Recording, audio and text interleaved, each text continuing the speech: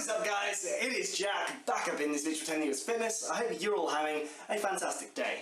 And today we're going to talk about drugs in sports yet again. Kind of a follow-up to my previous video where I talked about drugs in sports at the elite level. Today we're going to focus on a specific category of athletes, that is fighters, okay?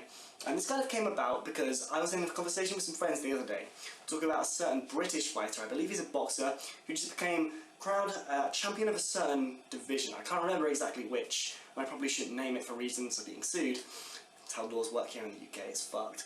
But either way, we're talking about this guy and how we admire him for being a great sportsman, a great representation of the UK and the sport. But one of my friends went so far as to claim that they thought he was natural, okay? That is to say he's not on steroids, and that kind of shocked me a little bit, and it's kind of something I heavily disagreed with, because, as I said before, if an athlete is elite, they are by definition the best of the best in the world at what they do, okay? Of that physical endeavour. So that means they've got everything going for them, okay? People at the elite level, they all have the best genetics, they all train the hardest and the smartest, and they're all on the best drug stack, okay? And the reason for that is because if they weren't, they would be surpassed by someone who did, okay? They wouldn't then be at the elite level, they would sink to the sub-elite level, or whatever you would call it. So it's reasonable to assume an athlete is at the elite level, they are on drugs, okay? Needless to say. And I talked about Usain Bolt before, and how, because of those reasons exactly, he's probably on the shit. What you need to realise about fighting is the same rules generally apply, but at the same time there's a whole nother level of reasoning for these guys to take drugs. And that is because of the nature of the sport, okay? Fighting.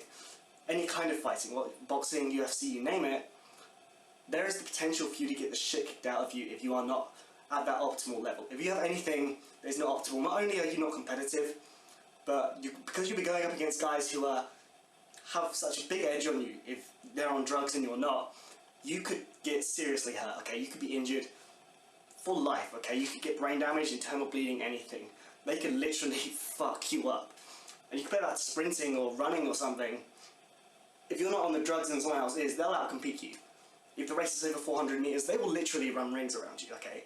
Like the athletics track. But with fighting, it's a whole nother level of fear and reasoning to get on the shit, because, like I say, guys who are on drugs compared to guys who aren't, it's chalk and cheese, right?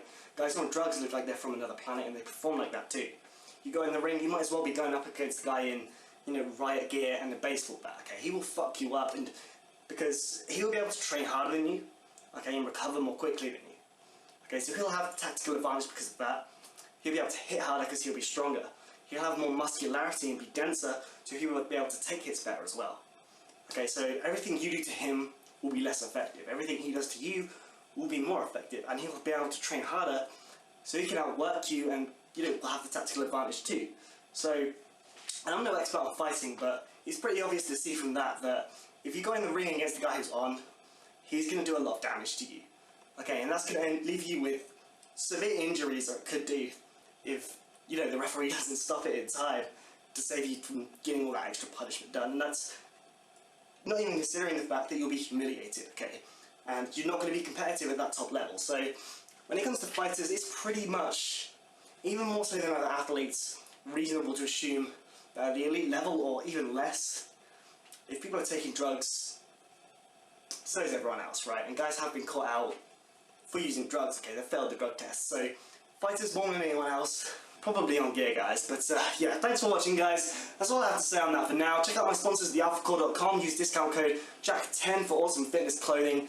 But thank you all for watching. I've been Jack pretending as fitness, and I will see you guys in the next one.